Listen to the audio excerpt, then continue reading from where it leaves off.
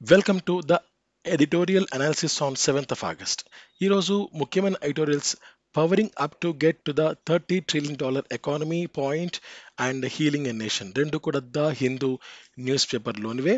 And ఒక aerial view మనం observe చేస్తే $30 trillion ఎకానమీ ఆర్టికల్లో మనకు కనపడే పాయింట్స్ ఏంటంటే ఇండియా ప్రెసెంట్ డెవలపింగ్ కంట్రీగా ఉంది అండ్ అతి త్వరలోనే డెవలప్డ్ కంట్రీగా మారబోతోంది. అయితే ఈ యొక్క బార్డర్‌లో అంటే డెవలపింగ్ నుంచి డెవలప్డ్‌గా మనం మారే ఈ యొక్క బార్డర్‌లో ప్రెజెంట్ ఇండియా ఉంది. ఈ బార్డర్‌ని మనము సక్సెస్‌ఫుల్‌గా క్రాస్ చేయాలి అంటే ఇండియా ఏమేం పనులు చేయాలి? అండ్ ఆ పనులు చేయడానికి ఇండియాకున్న అడ్డంకులేంటి? అండ్ వాటిని ఎలా అధిగమించాలి? అనే పాయింట్స్ అన్నీ కూడా ఇందులో క్లియర్‌గా మెన్షన్ చేయడం జరిగింది. సో వాటి మీద ఫోకస్ చేసి ఇండియన్ గవర్నమెంట్ కానీ అండ్ ఇండియన్ గవర్నమెంట్‌కు సపోర్టివ్‌గా స్టేట్ గవర్నమెంట్స్ కానీ వాళ్ళు కొన్ని పాలిసీస్‌ని రూపొందించి ఆ పాలిసీస్‌ని అమలు పరచగలిగితే ఖచ్చితంగా ఇండియా డెవలప్డ్ కంట్రీగా అవతరిస్తుంది. ఇది first article. Next healing a nation. ఇది యుఎస్ ప్రెసిడెన్షియల్ ఎలక్షన్స్ జరుగుతున్నాయి కదా! కమలా హ్యారిస్ గారికి మరియు ఒక డొనాల్డ్ ట్రంప్ గారికి మధ్య. సో ఈ యొక్క పొలిటికల్ ఆర్టికల్ ఇది హీలింగ్ ఎ నేషన్ అనేది US political article. So let's discuss the first important article powering up to get to the $30 trillion economy point by the Hindu. Yes, మనకు కొన్ని పదాలు ఉంటాయి. ఆ పదాలు ఏంటంటే జీడిపి గ్రోత్ 7+, ఇప్పుడు 6.5 అని 6.6 అని మీరు జీడిపి గ్రోత్ ఎస్టిమేట్స్ అని మీరు గూగుల్లో సెర్చ్ చేస్తే ఐఎంఎఫ్ ఇంత ఎస్టిమేట్ చేసిందని, లేదా ఇంకొక వరల్డ్ బ్యాంక్ ఇంత ఎస్టిమేట్ చేసిందని, ఎస్బీఐ ఇంత ఎస్టిమేట్ చేసిందని అని ఎవరి అంచనా వాళ్ళు బయటకు పెడతారనమాట. And reserve bank of India ఎంత ఎస్టిమేట్ చేసిందని చెప్తుంటారు. బట్ ఏది కూడా 7 ఉండదు. 7 లోపలే ఉంటుంది. 6.6 6.7 అలా ఉంటుంది. 7+ జీడిపి గ్రోత్ అనేది అంత ఆషామాషి కాదు. చాలా కష్టపడాలి. అయితే ఈ విషయంలో గవర్నమెంట్స్ ఏం ఈ భారత గవర్నమెంట్ ఏం చెప్తుంది అంటే 7+ని అచీవ్ చేస్తామని చెప్తున్నారు. అండ్ అది మాత్రమే కాకుండా India being the fastest growing large economy, అది కరెక్టే. ప్రజెంట్ ఉన్న పరిస్థితిలో India is the fastest growing large economy. ఎందుకంటే పాపులేషన్ విపరీతంగా ఉన్నారు. అండ్ పాపులేషన్తో పాటుగా మనకున్న ఐడియాలజీ ప్రకారంగా ఇక్కడ ఏదైనా సరే కొత్త ప్రోడక్ట్, ఆ ప్రోడక్ట్ ఎక్కువ మందికి సేల్ అయ్యే విధంగా ఆ ప్రోడక్ట్ బిజినెస్ చేస్తే ఖచ్చితంగా ఆ యొక్క బిజినెస్ సక్సీడ్ అవ్వడమే కాక ఇండియాలో ఒక మార్కెట్ అనేది పెరుగుతుంది.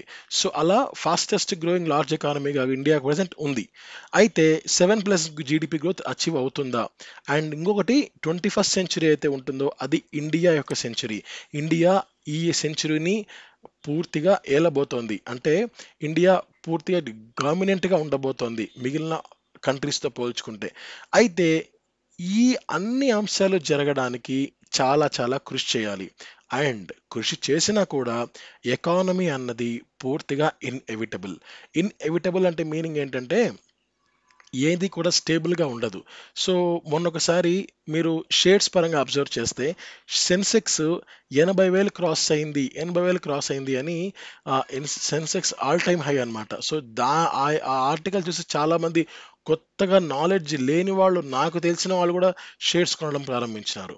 ఆ తర్వాత కొద్ది రోజులకే అంటే నిన్న ఏం జరిగింది? స్టాక్ మార్కెట్ ఎప్పుడూ చూడని లాస్‌లని స్టాక్ మార్కెట్ చూసింది. అంటే కేవలం కొద్ది రోజుల్లోనే ఆల్ టైమ్ హై ఉంటుంది. అతి కొద్ది రోజుల్లోనే ఆల్ టైమ్ లో కూడా ఉంటుంది. సో అలా ఒక ఎకానమీ అన్నది ఇన్ఎవిటబుల్. ప్రెజెంట్ ఇండియా కేస్‌లో అది ఇంకా ఇన్ఎవిటబుల్. సో ఇంకా అది అస్పష్టంగా ఉంటుందన్నమాట. అయితే ఈ విషయంలో మనం కొన్ని అబ్జర్వ్ చేయాల్సి ఉంటుంది. ఇదొక మనము ఇందాక నేను చెప్పినట్టుగా ఒక జంక్షన్‌లో ఉన్నాం. ఆ జంక్షన్ ఏంది? ఒకటి డెవలప్డ్ అయినవి. ఇదొక బార్డర్ అన్నమాట. బార్డర్‌లో ఇక్కడ ఈ కంట్రీస్ అన్నీ ఉంటాయి. ఈ కంట్రీస్ అన్నీ ఏవి అంటే డెవలపింగ్ స్టేజ్‌లో ఉన్న కంట్రీస్ ఇవన్నీ. ఈ లైన్ క్రాస్ అయినాము అంటే ఈ ఇక్కడ ఉన్న కంట్రీస్ ఏవి అంటే ఆల్రెడీ డెవలప్డ్ అయినవి అన్నమాట. సో ఈ యొక్క డెవలపింగ్ నుంచి డెవలప్డ్‌కి మారాలి అంటే చాలా కష్టపడాలి. చాలా చాలా కష్టపడాలి. అది ఒకరి చేతుల్లోనో, మోడీ గారి చేతుల్లోనో, ఇంకొక చేతుల్లోనో ఒక రాష్ట్రం చేతుల్లో ఉండదన్నమాట. ప్రతి ఒక్కరూ అడుగు వేస్తేనే అది సాకారం అవుతుంది. కేవలం గవర్నమెంట్స్‌ని కూడా నిందించడానికి వీలు లేదు. అయితే ఈ విషయంలో ఒక పాయింట్ రాశారిక్కడ. However most have failed to go to the last mile. అయితే ఇక్కడున్న వాళ్ళు చాలా మంది ఈ లాస్ట్ మైల్‌కి రీచ్ అవ్వడానికి ఫెయిల్ అయ్యారు. Emergency developed nations. For India to avoid such fate.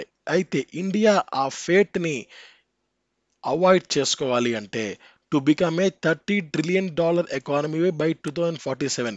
2047కు $30 trillion ఎకానమీని ఇండియా సాధించాలి అంటే so as envisaged by the government చెప్పిన విధంగా అలా చేయాలి అంటే we must relentlessly pursue rapid economic growth built on liberal economic policies. Liberal అంటే అందరికీ కాదు, కేవలం మ్యాక్సిమం మందికి అనుకూలం ఉండే విధంగా. ఎందుకంటే ఒక 100 మంది ఉన్నారనుకోండి, 100 మందిలో 100 మందిని సంతృప్తి పరచాలి అంటే అది ఎవరి వల్ల కాదు.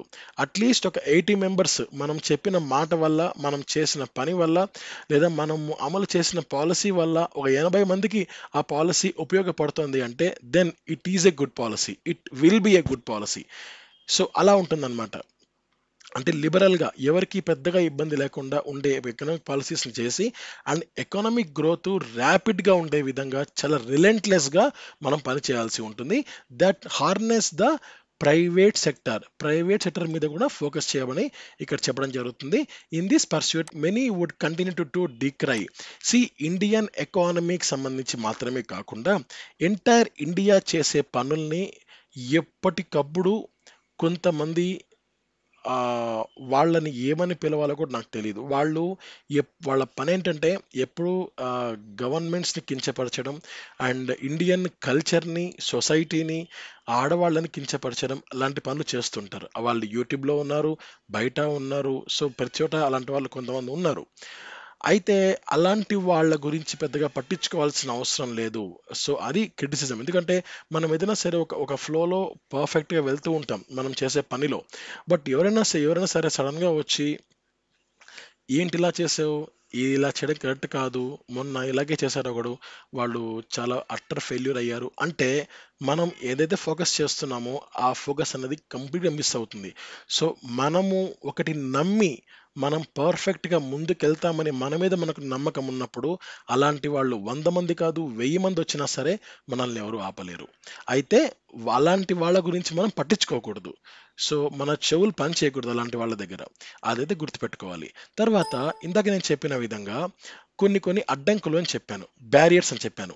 అందులో మొదటిది ఏది అంటే potential of India's working age population. So మనకు వర్కింగ్ ఏజ్ పాపులేషన్ అంటే పాపులేషన్ పరంగా వర్కింగ్ ఏజ్ అంటే ఏ ఏజ్ నుంచి ఏ ఏజ్ దాకా పని చేస్తారు, ఏ పనులు చేస్తారు అనేది మనము ఆలోచించుకోవాలి. ఇక్కడ ఇండిపెండెన్స్ నుంచి 1991 దాకా ఇండియా పవర్టీ రేట్ మనకు 50% ఉండిందనమాట. అంటే 1947 నుంచి మనకి ఇండిపెండెన్స్ వస్తే 1991 వరకు అబ్జర్వ్ చేస్తే దాదాపు దేశ జనాభాలో 50% మంది ఇంకా పావర్టీలోనే ఉన్నారు. అయితే 1991 నుంచి 2011 వరకు ఈ విపరీతమైన ఒక గ్రోత్ అన్నది వచ్చింది ఇండియన్ కంట్రీలో. సో ఆ గ్రోత్ రావడంతో ఏం జరిగిందంటే దాదాపు 35 కోట్ల మంది పావర్టీ నుంచి బయటికి రాగలిగారనమాట. సో అలా ఈ యొక్క 50% అనేది 20%కి వచ్చింది. ఓకే. 1991 వరకు ఒక లెక్క, 1991 నుంచి 2011 దాకా మరొక లెక్క. సో 2011, 1991 టు 1991 నుంచి 2011 ఈ మధ్యలో ఈ యొక్క 20 సంవత్సరాల్లో ఇండియా ర్యాపిడ్ గ్రోత్‌ని సాధించింది. అయితే ఆ 1991-2011 ఇప్పుడు అగైన్ ఎందుకు రిపీట్ అవ్వకూడదు? బికాజ్ మనం 2024లో ఉన్నాం. 2034, 2044 ఒక ఏం చెప్తున్నారు 2047కు $30 ట్రిలియన్ ఎకానమీ సాధిస్తామని గవర్నమెంట్ ఆఫ్ ఇండియా చెప్తూనే ఉంది. సో ఇప్పుడు కూడా 2047కు కేవలం 23 ఏళ్లే కదా ఉన్నది. ఆ 20 ఏళ్ళు ఇంకోసారి ఎందుకు రిపీట్ అవ్వకూడదు అని ఇక్కడ క్వశ్చన్ వేస్తున్నారు. సో అయితే కొంతమంది ఉంటారండి మన ఇండియాలో చాలా చాలా రిచెస్ట్ వాళ్ళు. ప్రతి క్షణం వాళ్ళ సంపాదనే ఉంటది వాళ్ళకు. అంటే ఈ అంబానీ లాంటి వాళ్ళు అనమాట. వాళ్ళు వెల్త్‌ని విపరీతంగా క్రియేట్ చేయగలరు. సో వాళ్ళకు ఉన్న ఆలోచనలు కానీ, వాళ్ళ వ్యాపారాలు కానీ విపరీతంగా క్రియేట్ చేయగలరు. అయితే అలాంటి వాళ్ళ గురించి మనము ఆలోచించడం పక్కన పెట్టి, మనం ఎవరైతే ఎక్కువగా సంపాదించట్లేదో వాళ్ళ మీద ఫోకస్ చేయాలి అని చెప్తున్నారు. అయితే యెస్, నిజమే. అంటే వాళ్ళు ఎంత సంపాదించినప్పటికీ కూడా ఎకనామిక్ గ్రోత్ అన్నది వాళ్ళు సంపాదించిన ఎకనామిక్ గ్రోత్ ఇండియాకు అవసరమే. ఎందుకంటే చేసే వాళ్ళు సంపాదించే దాంట్లో వాళ్ళు ఎంత సంపాదిస్తారో దాంట్లో మాక్సిమం ఖర్చు పెడతారు కదా! సో వాళ్ళు ఖర్చు పెట్టినప్పుడు ఇండియన్ గవర్నమెంట్‌కు ట్యాక్స్‌ల రూపంలో గాని, మిగిలిన మిగిలిన విషయాల్లో గాని ఇండియా గవర్నమెంట్‌కు కాస్త రెవెన్యూ అనేది వస్తోంది. సో ఇప్పుడు ఒక వ్యక్తి సంపాదిస్తేనే కదా అతను కొంత అమౌంట్‌ని గవర్నమెంట్‌కి పే చేయగలిగేది. చేసే ట్యాక్స్. అతను సంపాదించకుండా సైలెంట్‌గానే ఉండిపోతే అతని నుంచి గవర్నమెంట్ ఆఫ్ ఇండియాకు ఏం లాభం అసలు? లాభం అంటూ ఏముండదు కదా! ఇప్పుడు ఫర్ ఎగ్జాంపుల్ ఒక వ్యక్తి ఉన్నాడండి. ఆ వ్యక్తి సూపర్ మార్కెట్‌లో సంథింగ్ ఒక ప్రొడక్ట్ కొనుక్కుంటే, ఆ ప్రొడక్ట్ మీద ఉన్న జీఎస్టీ ప్రకారంగాను అండ్ మిగిలిన ట్యాక్స్ ప్రకారంగాను గవర్నమెంట్‌కు ఆ ప్రొడక్ట్ నుంచి, ఆ వ్యక్తి నుంచి ఆదాయం ఎళ్తది. ఆ వ్యక్తి ఎక్కడికి ఎళ్ళకుండా ఇంట్లో ఖాళీగా కూర్చొని ఉంటే, సో గవర్నమెంట్‌కి ఇంక ఆదాయం ఎక్కడి నుంచి వస్తది? సో ఆదాయం అనేది రాదు. సో ఈ ఎవరైతే వెల్త్‌ని విపరీతంగా క్రియేట్ చేస్తున్నారో వాళ్ళు చాలా కీలక పాత్ర పోషిస్తున్నారు. అండ్ వాళ్ళు చాలా చాలా ముఖ్యం. వాళ్ళు చాలా ముఖ్యం. అండ్ అమౌంట్ అనేది కూడా చాలా చాలా ముఖ్యమండి. అది ఎలా అంటే ఒక లిక్విడ్ లాగా, అంటే ఒక వాటర్ లాగా అన్నమాట. మనకది అత్యవసరం అన్నమాట. ప్రతి ఒక్కరికి ఒక వెహికల్ లాగా. మన జీవితాలు ముందుకెళ్ళాలి అంటే ఆ వెహికల్ ఖచ్చితంగా ఉండి తీరాలి. అది చాలా క్రూషియల్ ఇన్సెంటివ్. ఒక ఎంటర్‌ప్రెన్యూర్‌కి, ఒక వ్యాపారం చేసే వాళ్ళకు అమౌంట్ అన్నది చాలా చాలా ముఖ్యం. అయితే మనము ఫోకస్ చేయాల్సింది వాళ్ళ మీద కాదు, లేటర్ అన్నారు. లేటర్ అంటే ఎవరండి? ఎవరైతే పూర్‌గా ఉంటారో, ఎవరైతే పావర్టీ లైన్‌లో ఉంటారో, ఎవరైతే పెద్దగా ఆదాయం ఉండదో, అండ్ ఎవరైతే చాలా చిన్న చిన్న పనులు చేసుకొని బతుకుతుంటారో, అలాంటి వాళ్ళ మీద ఫోకస్ చేయాలి అని ఇక్కడ వాళ్ళు చెప్పడం జరుగుతుంది. And 46% of our labour force remain in agriculture. అగ్రికల్చర్‌లోనే దాదాపు 46% లేబర్ ఫోర్స్.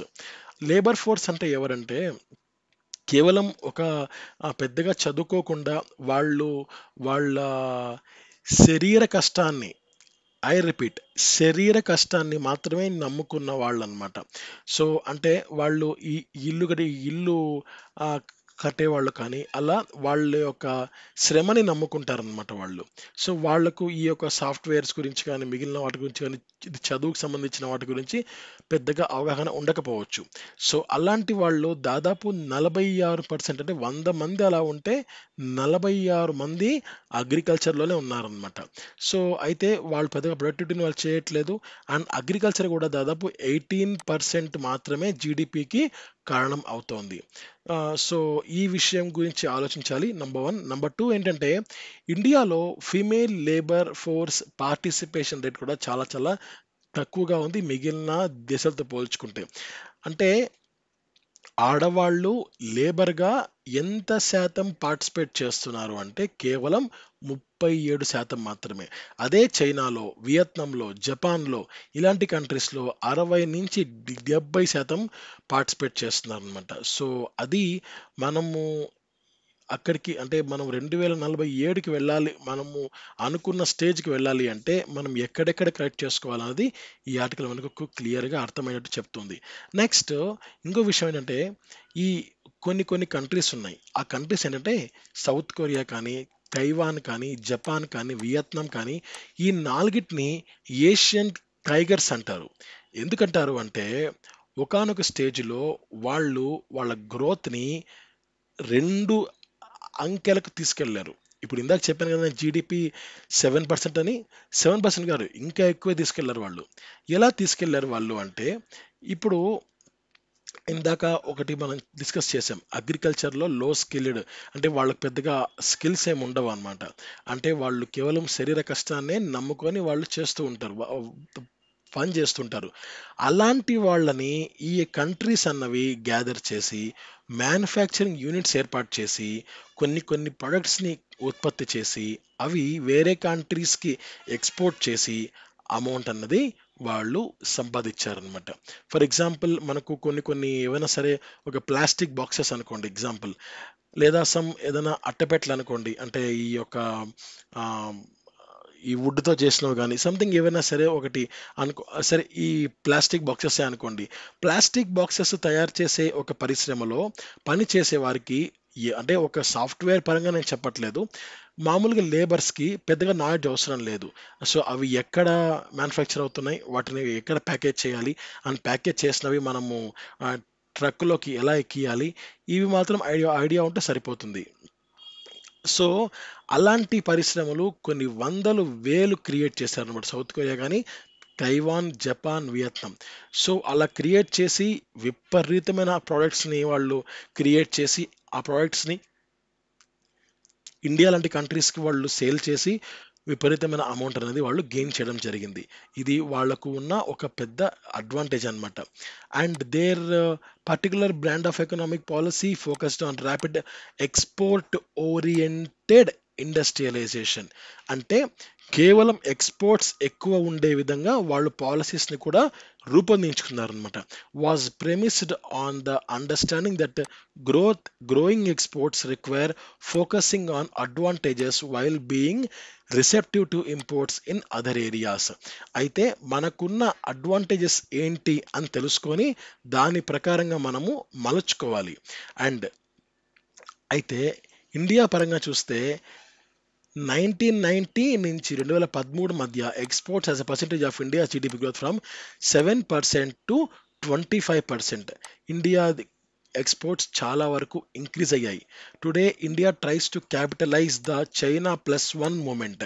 అంటే చైనా కంటే కూడా ఒక మెట్టు మనం పైనే ఉండాలి అనే ఒక దాన్ని మనము చైనా ప్లస్ వన్ మూమెంట్ అని పిలుస్తాం. To attract global manufacturers and the supply chains and further augment its exports, we must resist the temptation of putting up huge tariff walls on imports. So ఇవన్నీ కూడా India ఒకటి ముందుకు అడుగు వేస్తుందని చెప్పడానికి ఒక కారణాలు అనమాట. నెక్స్ట్ది ఇందాక నేను చెప్పాను కదా, potential of India's working age population, ఇదొక బ్యారియర్. రెండవది ద మిడిల్ ఇన్కమ్ ట్రాప్. అంటే in our hope of protecting industries from foreign competition, we risk giving rise to heavily coddled and inefficient manufacturers. So the lure of import tariffs must also be resisted for of how they will disadvantage the Indian manufacturers. అయితే middle income trap అంటే ఏంటంటే ఎక్కువ మంది మధ్యతరగతి వాళ్ళు ఉన్న దేశం ఏది అంటే ఇండియా.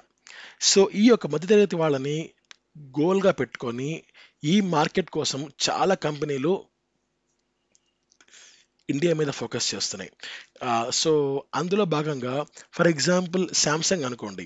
సామ్‌సంగ్ మొబైల్ ఫోను విపరీతంగా ఇండియాలోకొచ్చేసింది. అంతకుముందు నోకియా ఉండేది. బట్ నోకియా అసలిప్పుడు పూర్తిగా కనపడకుండా పోయింది.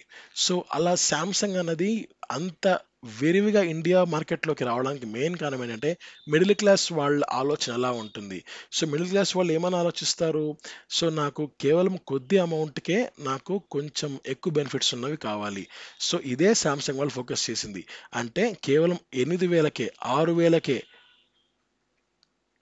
మొబైల్ ఫోన్స్‌తో పాటుగా ఈ యొక్క టచ్ స్క్రీన్ ఫోన్స్ ఏవైతే ఉంటాయో, ఆ టచ్ స్క్రీన్ ఫోన్స్‌ని 6,000కే, 7,000కే కూడా సామ్‌సంగ్ ఇవ్వడం మొదలుపెట్టింది. అంటే వాటిలో స్టోరేజ్ సంగతి పెద్దగా ఆలోచించరు గదా! ఎందుకంటే విలేజెస్‌లో ఉన్నవాళ్ళు అవన్నీ ఆలోచించరు. ఎక్కువ మంది ఆలోచించరు. ఎక్కువ మంది ఆలోచించేది ఏంటి అంటే, నాకు టచ్ స్క్రీన్ ఫోన్ కావాలి, తక్కువ అమౌంట్‌కి కావాలి. సో, ఆ విషయంలో సామ్‌సంగ్ విపరీతంగా సక్సీడ్ అయింది ఇండియాలో. అయితే దీన్ని బేస్ చేసుకుంటే ఇక్కడ వాళ్ళు ఏం చెప్తున్నారంటే, ఇలా సామ్‌సంగ్ లాంటి వాటిని విపరీతంగా ఎంకరేజ్ చేస్తే ఇండియాలో మ్యానుఫ్యాక్చర్ కాబడుతున్న కంపెనీస్ ఏవైతే ఉంటాయో వాటికి చాలా పెద్ద ఇది డిసడ్వాంటేజ్ ఏంటి అని చెప్తున్నా అంటే వాళ్ళకు పెద్ద ఒక మైనస్ పాయింట్ అన్నమాట. వాళ్ళు ఖచ్చితంగా పికప్ అవ్వాల్సిన అవసరం ఉంది. అండ్ గవర్నమెంట్ కూడా వాళ్ళను కాస్త కాస్త ప్రోత్సాహాలు ఇవ్వాల్సిన అవసరం ఉంది.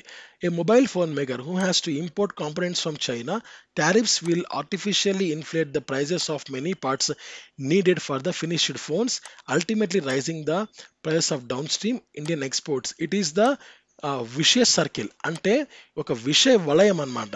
అంటే ఇండియాలో మ్యానుఫ్యాక్చర్ మనం చేయలేకపోతే వాళ్ళు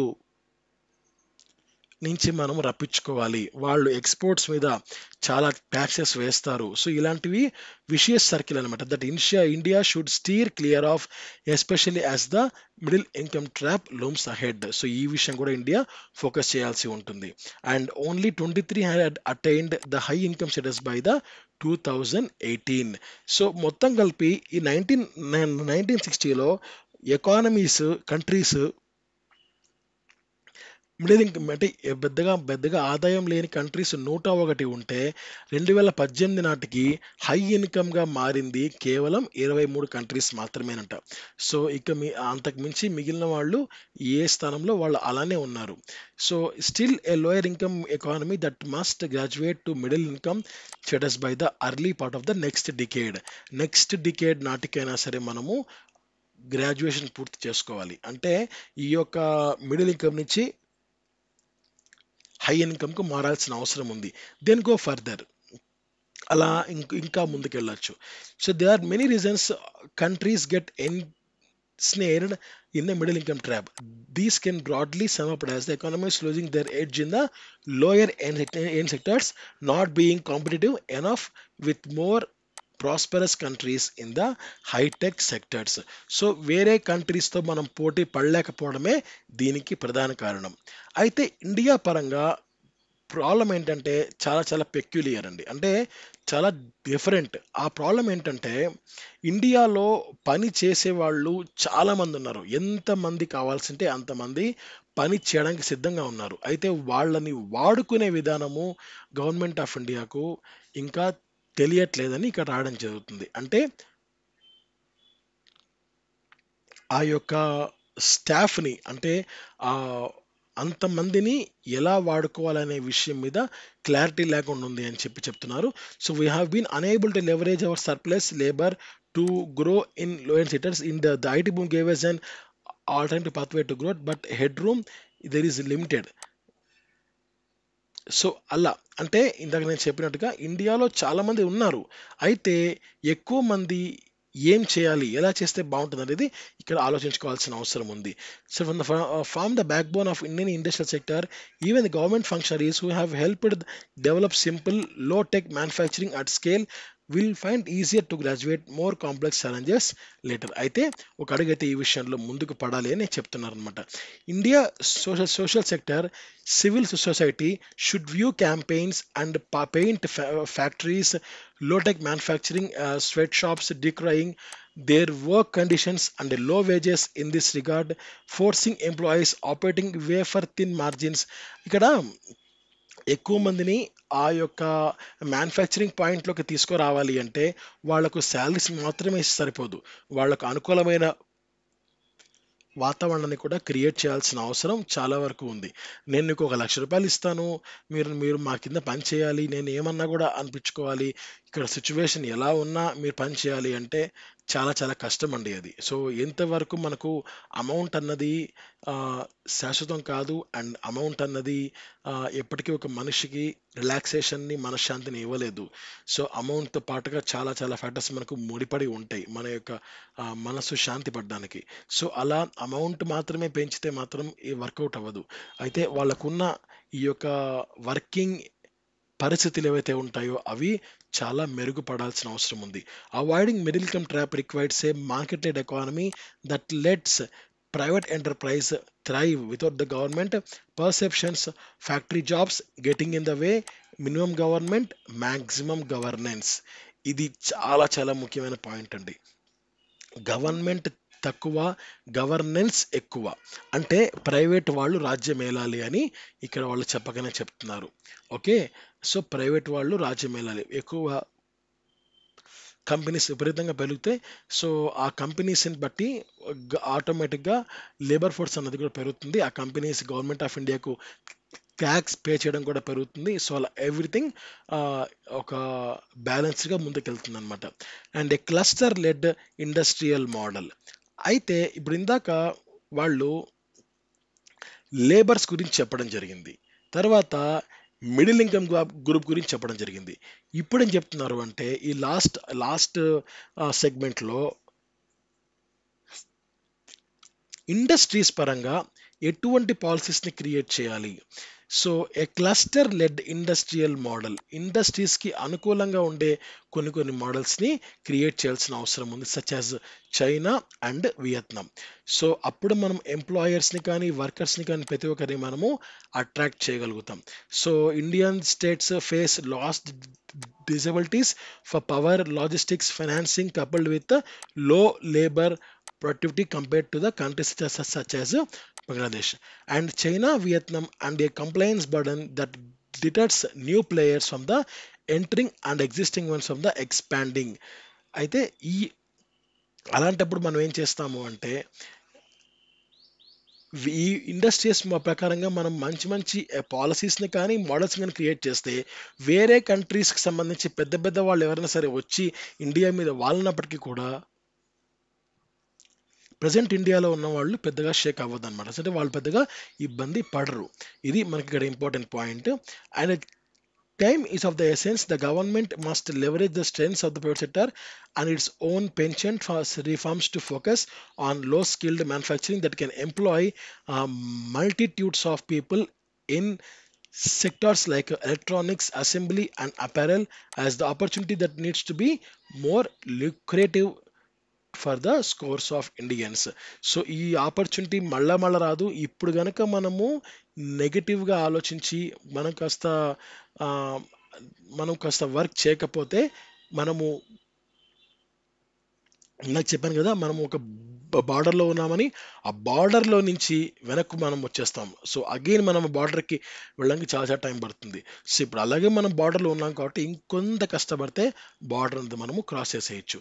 so there is a phrase often repeatedly in policy cycles about India. It is a country with mouth watering opportunities and eye watering challenges. అయితే ఎన్నెన్ని ఆపర్చునిటీస్ ఉన్నాయో అన్నన్ని ఛాలెంజెస్ కూడా ఇండియాలో ఉన్నాయి. We think challenges here are the most exciting opportunities. అయితే మనకి ఏదైతే ఛాలెంజ్గా ఉందో అది కూడా మనకు ఒక ఆపర్చునిటీ, మనల్ని మనం ప్రూవ్ చేసుకోవడానికి. The reward for the breaking down these barriers to growth would be unfettered path to prosperity till why rune our trust with destiny. It is a time to be as the forward thinking. అంటే మనము ముందు ఆలోచించి మన దేశాన్ని ఒక విశ్వ గురువులాగా మనము తీర్చిదిద్దాల్సిన సమయం ఆసన్నమైంది. సో ఇది మనకు first article powering up to get to the $30 trillion economy పాయింట్కి సంబంధించిన ఒక analysis. Next healing a nation. మనకు ఈ ఆర్టికల్కి సంబంధించి నేను ఒక స్మాల్ విషయం చెప్తాను. ఈ యొక్క యుఎస్ఏ ప్రెసిడెన్షియల్ ఎలక్షన్స్కి సంబంధించిన ఆర్టికల్ ఇది. నంబర్ 1. నంబర్ 2, ఈ ఎలక్షన్స్లో మరి ఇద్దరు తగలపడేవాళ్ళు ఇంతకు ముందు. Number 1 Joe Biden, number 2 Donald Trump. Joe Biden present US president. ఆయన పోటీ చేస్తూ ఆయనకు వ్యతిరేకంగా ట్రంప్ గారు కూడా పోటీ చేశారు. అయితే ట్రంప్ మీద కొంత పాజిటివిటీ అన్నది ఎక్కువైంది కొన్ని మ్యాక్సిమం దేశాల్లో. అండ్ దాంతో పాటుగా ట్రంప్ గారి మీద ఒక దాడి జరిగింది. దీంతో పాజిటివిటీ అన్నది ఇంకొంత పెరిగింది. దీని విషయంలో ఈ జో బైడెన్ ఆపోజిట్ పార్టీ, ఈ జో బైడెన్ గారు ఏం చేశారు అంటే నేను నిలబడితే వర్కౌట్ అవ్వదు, సో అగైన్ ట్రంపే గెలిచే అవకాశం ఉంది అని చెప్పి ఆ పార్టీ నేతలు చర్చించుకొని జో బైడెన్ గారు ప్రెసిడెన్షియల్ ఎలక్షన్స్ నుంచి ఆయన కిందికి తప్పుకొని అదే పార్టీకి చెందిన మరొక ముఖ్య నేత కమలా హ్యారిస్ గారిని ఆ పార్టీకి అంటే ట్రంప్కు వ్యతిరేకంగా జో బైడెన్ గారి ప్లేస్లో వాళ్ళు నిలబెట్టారనమాట. సో ఇప్పుడు ఆ పార్టీకి ఒక కొత్త ఎనర్జీ అనేది వచ్చింది. అండ్ ఇప్పుడు ట్రంప్ గారు కూడా ఒక డిఫెన్స్‌లో పడ్డారు. సో ఈ వ్యక్తిని ఎలా ఎదుర్కోవాలి అనే ఒక డిఫెన్స్‌లో ఆయన పడడం జరిగింది. సో దానికి సంబంధించిన ఆర్టికల్ ఇది.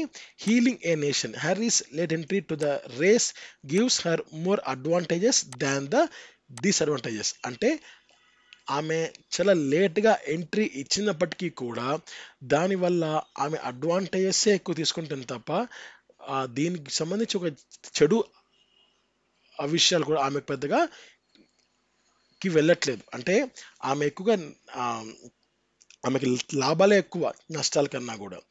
So, with arguably the most unexpected plot twist in the recent history of US politics playing out in the form of incumbent President Joe Biden stepping back అంటే అడుగు వెనక్కేసాడు from the race of November elections. నవంబర్లో జరగబోతున్న presidential elections నుంచి ఆయన అడుగు వెనక్కేసాడు. The hope for building a less toxic and more compassionate paradigm of politics for the next 4 years has fallen to his nominee. Nominee అంటే మామూలుగా ఈ యొక్క జో బైడెన్ గారి తర్వాత నెక్స్ట్ అంటే ఒకవేళ ఆయన ఆయన ఒక వ్యక్తి అనుకోకుండా మరణించినా, లేదా ఆ ఒక వ్యక్తి ఏదైనా సరే ఒక హాలిడేకి వెళ్ళినా సరే, ఆయన ప్లేస్లో నెక్స్ట్ ఎవరైతే ఉంటారో వాళ్లకు ఆ పవర్ అన్నది లభిస్తుందన్నమాట. సో ఈ యొక్క అంటే డెప్యూటీ ఇన్ఛార్జ్ అనుకోవచ్చు.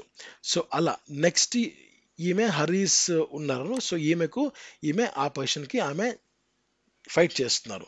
So vice president Kamala Harris of mixed Indian and Jamaican heritage has been formally recognised as the Democratic party candidate to take on the Republican challenger and former president Donald Trump. ఇక్కడ రెండు parties పోటీ పడుతున్నాయి, Democratic party and Republican party. Democratic Democratic party తరపున ఈ యొక్క Harris గారు పోటీ పడుతున్నారు, అండ్ రిపబ్లికన్ పార్టీ తరపున ట్రంప్ గారు పోటీ పడుతున్నారు. After she secured more than a majority of votes from party delegates just before the Democratic National Convention later this month. Now Harris is in the throes of a high-speed dash to the finish line, including a flurry of campaign activity into her president pick, the optics of convention. So అయితే ఎవరెవరు ఈ యొక్క అంటే ఈ Harris గారిని మనం ప్రెసిడెంట్గా ఒప్పుకోవడానికి ఎంతమంది ఒప్పుకుంటారని అడిగితే దాదాపు మెజారిటీ కన్నా కూడా ఇంకా ఎక్కువే ఓట్లు పడ్డాయన్నమాట. సో దాంతో ఆమె ఇక వెనక్కి తిరిగి చూసుకోవట్లేదు, చాలా ఫాస్ట్గా ముందుకెళ్ళిపోతున్నారు. సో ఇక ఈ యొక్క ఫినిష్ లైన్ అంటే విన్నింగ్ ఫినిష్ లైన్ కూడా ఆమె కాస్త అచీవ్ చేసే అవకాశాలు ఎక్కువ ఉన్నాయని చెప్తున్నారు.